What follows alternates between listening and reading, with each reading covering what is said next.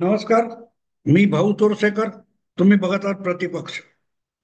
मित्रांनो, मला अनेकदा आपल्या मराठी भाषेतल्या म्हणी आठवतात. आणि मलाच कशाला सगळ्यांना आठवतं. पण त्या म्हणी ज्या आहेत, या मला आठवण्याचं कारण असं आहे की एखादी कितीही गुंतागुंतीची गोष्ट असली तरी त्या मोजक्या शब्दामध्ये म्हणीतून एक चित्र स्पष्ट होतं. बैल गेला आणि झोपा गेला, अशी एक म्हण आहे आपल्या मराठीत. उशीर एखाद्या गोष्टीला उशीर झाला, ती वेळच्या वेळी कळली असती तर आपण वेळी सावध झालो असतो आणि नको त्या अडचणीत सापडलो नसतो किंवा आपलं नुकसान झालं नसतं, अशा अर्थाने ही म्हण वापरली जाते. लोकांना आपल्याला अनेकदा वाटतं ना की अरे रे, आपण ह्या मित्राचं सांगितलेलं वेळीच ऐकलं असतं, समजून घेतलं असतं, तर आपण त्याप्रमाणे वागलो असतो आणि आपल्याकडून ही चूक झाली नसती, असं आपल्याला वाटतं.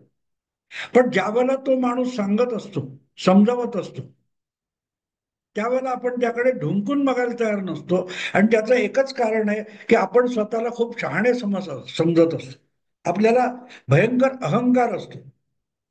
आणि अशा वेळेला ज्यांना आपल्याला संकटातून वाचवायचं असतं, त्यांना येणारं संकट दिसत असतं, म्हणून ते आपल्याला समजावत असतात. पण ते आपण ऐकण्याच्या मनस्थितीत नसतो. कारण हा कोण आपल्याला शहाणपण शिकवणार, ही आपली अहंकाराची मानसिकता असते. आणि त्यातून अनेकदा ही संकट आपण आपल्याकडे ओढवून घेतो. मी आज तुम्हाला हा विषय जेव्हा सांगतोय, तेव्हा उद्धव ठाकरे आणि त्यांची उभाटा शिवसेना ही ज्या अवस्थेत आहेत, त्याला इतर कोण काय जबाबदार आहेत? दुसऱ्यांना गद्दार म्हणा, दुसऱ्यांना खोके म्हणा, जे म्हणायचं ते म्हणा,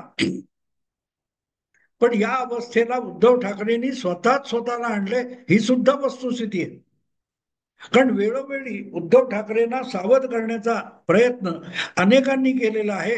ते त्यांच्या सोबत नसतील, लांब बसलेले असतील, पण ही माणसं ओरडून ओरडून सांगत होती. माझीच गोष्ट घ्या. आज तुम्ही जे युट्यूबवरचं प्रतिपक्ष चॅनेल बघताय, हे मी जेव्हा सुरू केलं त्याला आता 5 वर्ष होतील. 3 एप्रिलला प्रतिपक्षाला 5 वर्ष पूर्ण होत आहे. 3 एप्रिल 2020, जेव्हा लॉकडाऊन चालू झालेला होता, पहिला लॉकडाऊन सुरू झाला होता, अशा वेळेला मी लोकांना धीर देण्यासाठी म्हणून हे चॅनेल सुरू केलं. त्याच्याआधी फेसबुक लाईव्ह करत होतो. तर त्यावेळेला मला आठवतं, मी एक व्हिडिओ केला होता आणि मुख्यमंत्रीपदी बसलेल्या उद्धव ठाकरे यांना उद्देशून तो व्हिडिओ केला होता. तो लोकांनी ऐकला, लोकांना आवडला. पण उद्धव ठाकरेंनी ऐकला का मला माहित नाही. पण तो व्हिडिओ प्रत्यक्षात मुख्यमंत्रीपदी बसलेल्या आणि महाराष्ट्र राज्याचे सरकारी सत्ताधीश प्रमुख असलेल्या उद्धव ठाकरेंना सावध करण्यासाठीचा व्हिडिओ होता. अर्णब नावाचा सापळा. पुढच्या काळात वारंवार मी त्या विशिष्ट व्हिडिओचा संदर्भ देत आलो की हे जर ऐकलं असतं तर, हे जर ऐकलं असतं तर, असं मी परत परत म्हणालेलो आहे. आणि त्याचं कारण असं होतं की अर्णब गोस्वामी जे काय प्रक्षोभक बोलतोय, त्यामुळे तुम्ही डिवचले जात असाल मुख्यमंत्री म्हणून. पण तुम्हाला सरकार चालवायचंय, अर्णब गोस्वामीला सरकार चालवायचं नाही. आणि म्हणून तुम्हाला कितीही राग आला तरी संयम राखा, अर्णब गोस्वामीच्या डिवचण्याकडे लक्ष देऊ नका, असा सावधानतेचा इशारा मी दिला होता. आणि म्हणून त्या माझ्या व्हिडिओचं शीर्षक होतं अर्णब नावाचा सापळा. तुम्हाला कोणतरी डिवचतं तेव्हा तुम्ही चिडून त्याच्या अंगावर जावं हीच अपेक्षा असते. अशा वेळेला तुम्ही चिडला नाही तर तुम्ही विवेकी पद्धतीने विचार करू शकता आणि आपल्यासाठी उपयुक्त असे निर्णय घेऊ शकता. उलट तुम्ही चिडचिड केलीत, रागारागाने काहीतरी करायला गेलात, तर तुम्ही स्वतःचा घात करू शकता. आणि म्हणून डिवचणारा जो असतो, तो एक प्रकारे तुमच्यासाठी सापळा रचत असतो, असं माझं मत आहे. आणि म्हणून मी तेव्हा मुख्यमंत्री असताना सत्तेची मस्ती चढल्यासारखे उद्धव ठाकरे आणि त्यांचे सवंगडी पक्षातले सहकारी वागत होते. तेव्हा त्यांना सावध करायचा प्रयत्न करत असतो. हे काय ती नशा आहे सत्तेची, ही तुम्हाला रसातळाला घेऊन जाईल. आणि आज काय अवस्था आहे वेगळं सांगायला नको. पण मी एकटाच होतो असंही बिलकुल नाही. मला आठवतं त्याप्रमाणे अनेक जण आपापल्या परीने उद्धव ठाकरेंना जरा सावध, जरा सबुरीने असे सल्ले देत होते. आणि त्यामध्ये मुंबईचे माजी पोलीस आयुक्त आणि ज्यांची देशामध्ये टॉप कॉप अशी एक प्रतिमा आहे, असे मुंबईचे माजी पोलीस आयुक्त ज्युलिओ रिबेरो यांचा समावेश होतो. त्यांनी सुद्धा ते का कुठच्या ट्रिब्यून नावाच्या एका इंग्रजी दैनिकामध्ये ज्युलिओ रिबेरो साप्ताहिक एक कॉलम लिहायचे, स्तंभ लिहायचे. आणि त्यात सुद्धा त्यांनी उद्धव ठाकरे यांना वेळोवेळी सावध करण्याचा प्रयत्न केला होता. पण उद्धव ठाकरे तेव्हा मस्तीत होते. सचिन वाजे सारखा फार मोठा योद्धा आपल्या हाताशी आहे, परमवीर सारखा दणदणीत पोलीस आयुक्त आपल्या हाताशी आहे. त्यामुळे ह्याला छू कर, त्याला छू कर, त्याला पकड, त्याला उचल, त्याला चाव, अशा पद्धतीत राज्य सरकार चालवता येत नाही, ही वस्तुस्थिती होती. आणि मला आता एवढ्यासाठी आठवतं की आता जे दिशा सालियन आणि प्रकरण गाजायला लागले, त्यामध्ये सचिन वाजे, परमवीर सिंग हे सुद्धा आरोपी बनवले गेलेले आहेत. त्यांच्यावर सुद्धा त्या हायकोर्टातल्या याचिकेमध्ये त्यांच्यावर सुद्धा आरोप ठेवले गेलेले. पण हे लोक आपल्या पाठीशी आहेत, म्हणजे कायदा आपल्याला पाहिजे तसा वळवताना वाकवता येतो, अशी नशेमध्ये उद्धव ठाकरे होते. पण तो कायदा उलटला बुमरे होऊन, तर आपल्याला जायबंदी होईल, व्हावं लागेल, याचं भान त्यांना नव्हतं. मला आठवतं ज्यावेळेला मी तो व्हिडिओ केला, त्यानंतर काही दिवसांनीच अर्णब गोस्वामीला त्याच्या घरातून एका बोगस केसमध्ये उचलून नेण्यात आलं. आणि कितीही त्याचा इन्कार केला, किंवा त्या कंगना राणौतच्या घरावर बुलडोजर पाठवला, कितीही इन्कार केला, तरी एक वस्तुस्थिती नाकारता येणार नाही की सूड बुद्धीनेच उद्धव ठाकरे वागत होते.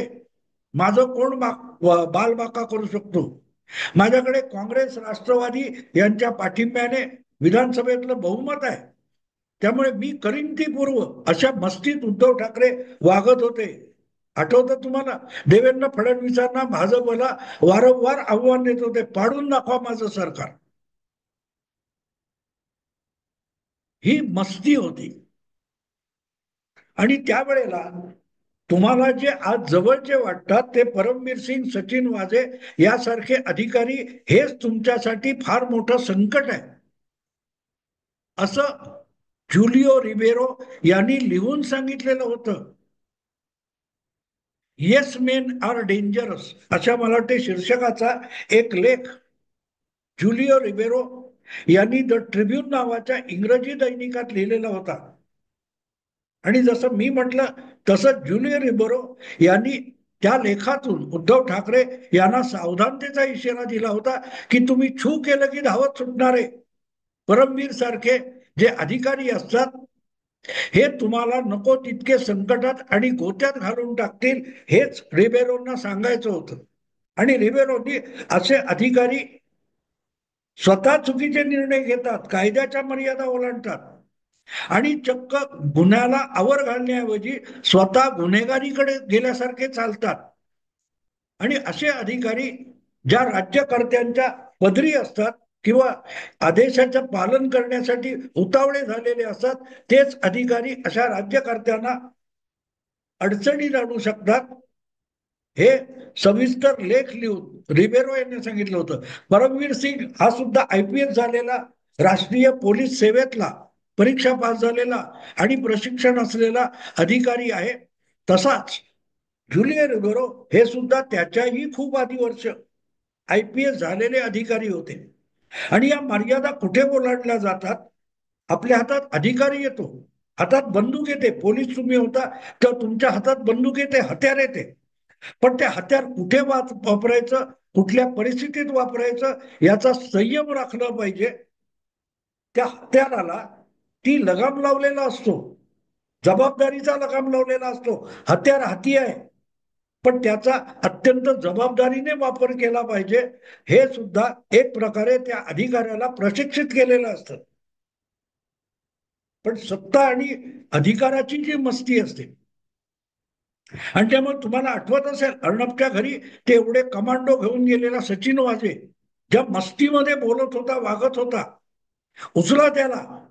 अगदी नारायण राणेंच्या अटकेच्या वेळेला पत्रकार परिषदेमध्ये बसलेले अनिल परब मंत्री होते, तरी त्याला उचला अशी ते कुठच्या तरी त्या राज्य रत्नागिरीच्या पोलीस निरीक्षकांना आणि सुपरिटेंडंटला सांगत होते.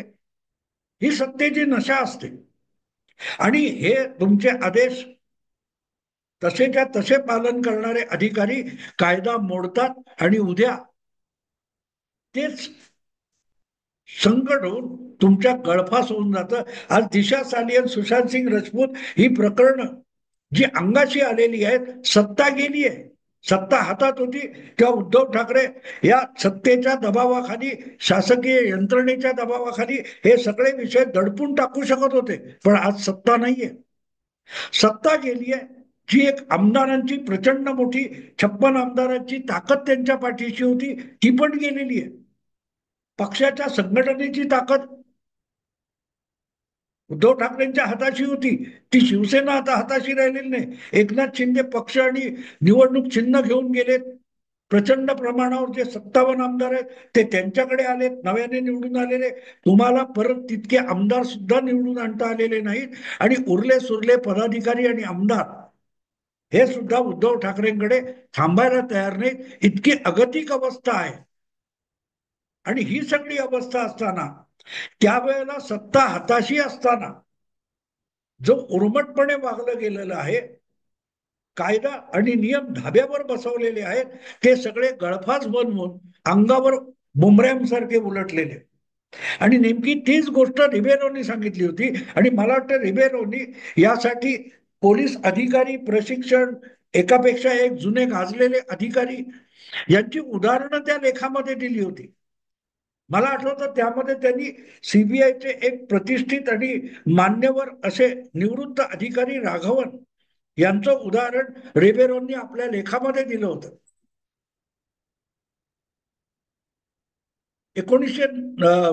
2010 किंवा 2008 वगैरेच्या काळामध्ये सुप्रीम कोर्टाने नरेंद्र मोदी मुख्यमंत्री यांच्या दंगली विषयक चौकशीसाठी जी SIT नेमली होती सुप्रीम कोर्टाने, त्याचं प्रमुख नेमलेले जे राघवन नावाचे अधिकारी होते, ते सीबीआयचे डायरेक्टर म्हणून निवृत्त झाले.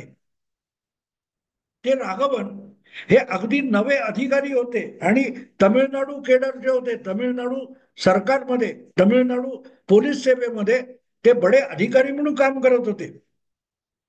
1980च्या दशकामध्ये राघवन हे तमिळनाडूचे काहीतरी पोलीस प्रमुख होते, DIG होते की काहीतरी होते. आणि अशा वेळेला तमिळनाडूचे मुख्यमंत्री MG रामचंद्रन यांनी आपले राजकीय प्रतिस्पर्धी करुणानिधी यांना अमुक तमुक कुठल्या तरी आरोपाखाली, खुनाच्या आरोपाखाली अटक करण्याचे आदेश दिले होते. काही करा, कुठल्याही मार्गाने करुणानिधीला अटक करा आणि तुरुंगात डांबा.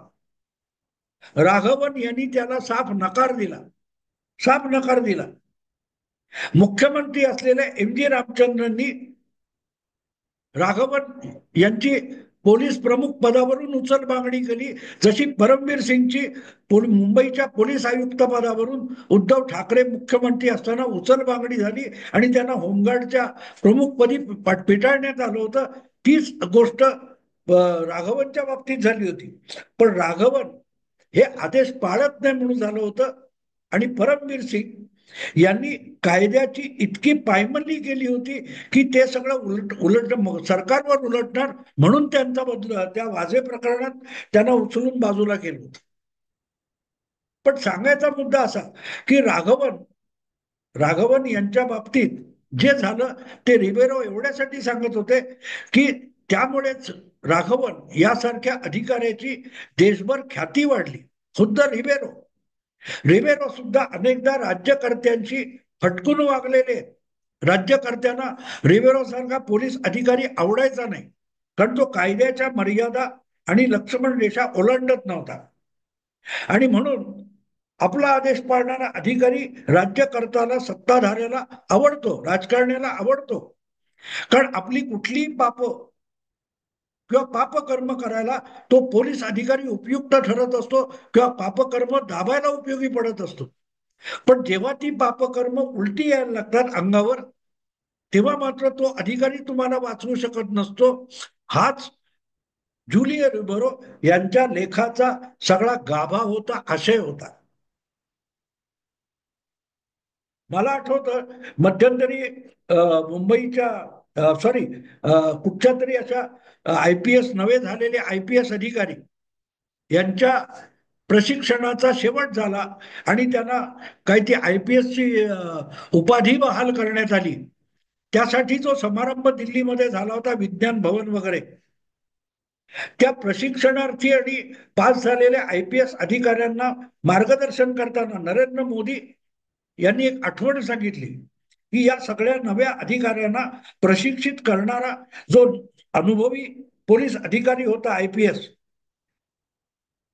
तो आपल्या आयुष्यात कधी आला हे मोदींनी सांगितलं. की मोदी जेव्हा नवे मुख्यमंत्री झाले आणि त्यांना त्या सुरक्षा कवचामध्ये राहायची सवय नव्हती, अशा वेळेला ते लोकांमध्ये मिसळायचे.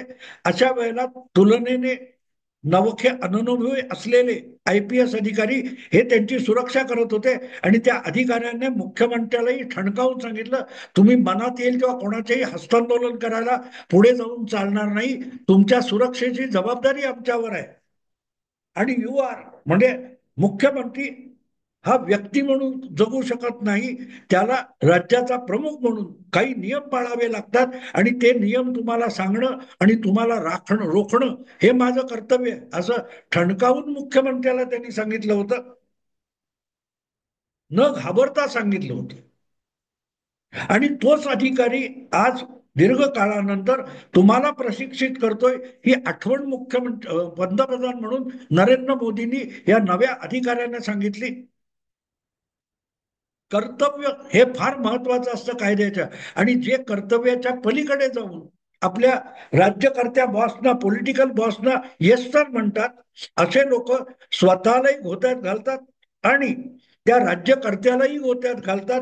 हाच ज्युलियो रिबेरो यांच्या त्या लेखाचा आशय होता, गाभा होता. भाऊ जोरसेकरने काय बोललाय त्याच्याकडे दुर्लक्ष करा, पण रिबेरो सारखा एक प्रशासनातला दांडगा, अनुभवी आणि जगन्मान्य असा पोलीस अधिकारी जेव्हा परमबीर सिंग वगैरे सारख्या लोकांबद्दल सावध राहा, हे तुम्हाला गोत्यात घालतील, असं उद्धव ठाकरेंना सांगत होते, तेव्हा उद्धव ठाकरेंनी तिकडे ढुंकून बघितलं नाही. किंबहुना रिबेरो काय सांगतायत त्याचा अर्थही समजून घेण्याच्या मनस्थितीमध्ये त्या काळामध्ये उद्धव ठाकरे नव्हते. इतकी उद्धव ठाकरेंना सत्तेची नशा चढलेली होती. उद्धव ठाकरे कशाला, आदित्य ठाकरे सुद्धा आपण छू करायचं की पोलिसांनी धावायचं असं त्यांना वाटायचं. पण ज्या वेळेला असे अधिकारी तुम्हाला पुढच्या काळात कायदा गोत्यात आणेल असा सावधानतेचा इशारा योग्य वेळी देऊन तुम्हाला रोखत नाहीत, ते तुमचे आदेश पाळणारे गुलाम समजता तुम्ही, पण ते तुमचे सगळ्यात जवळचे शत्रू असतात. हेच रेबेरोंना त्या लेखातून सांगायचं होतं. आणि आता ज्या प्रकारे या दिशा सालियन प्रकरणामध्ये अगदी परमवीर वाजे यांना आरोपी करताना हायकोर्टापर्यंत मामला गेलाय, आणि नाही म्हटलं कितीही दाखवत नसले तरी आदित्य ठाकरे आणि उद्धव ठाकरे यांच्यावर ते सगळं प्रकरण जे उलटलेलं आहे, ते राजकारण सोडून ते निस्तरत बसण्याची वेळ आलेली आहे. पण ही वेळ का आली? ही वेळ का आली? आमच्यासारखे जे लोक किंवा रिबेरो सारखा अनुभवी माणूस तुम्हाला सावधानतेचे इशारे देत होता, तो सावधानतेचा इशारा जर उद्धव ठाकरे योग्य वेळी पालन करू शकले असते तर, किंबहुना असा सल्ला देणारे, सावधानतेचा इशारा देणारे किंवा रिबेरोन सारखा इशारा देणारे काय सांगतायत हे उद्धव ठाकरेंना त्यावेळेला उमजलं असतं किंवा उमगलं असतं तर आज हे दिशा प्रकरण, सुशांत प्रकरण ही सगळी अंगावर उलटली नसती. सत्ता ही नशा असते, पण ती नशा पचवता आली नाही तर ती तुम्हाला रसातळाला घेऊन जाते, आणि अशा वेळेला सावधानतेचे इशारे देणारे हे शत्रू वाटायला लागतं. मग तो भाऊ तोरसेकर पण तुमचा शत्रू असतो, रिबेरो तुमचा नावडता होऊन जातो, पण तेच तुमचे खरे हितचिंतक असतात, जे तुमच्या चुका होत असताना, घडत असताना तुम्हाला सावध करायचा प्रयत्न करतात. असो मित्रांनो, त्याला काय म्हणतात, बैल गेला आणि झोपा गेला. आता सगळं घडून गेलेलं आहे. आमची भविष्यवाणी खरी ठरली याचा आनंद होण्यापेक्षा दुःख आहे की आपण एका राजकारण्याला वाचवून पाहत होतो, पण तो स्वतःलाच धोका झालेला होता. आदित्य ठाकरे आणि उद्धव ठाकरे हे स्वतःसाठीच एक धोका बनलेले होते, आणि आता ते स्वतःच निर्माण केलेल्या धोक्यात फसलेले. आत्ता इथे थांबतो. आवडलं लाईक करा, शेअर करा, आणि प्रतिपक्षाला सबस्क्राईब करा. नमस्कार.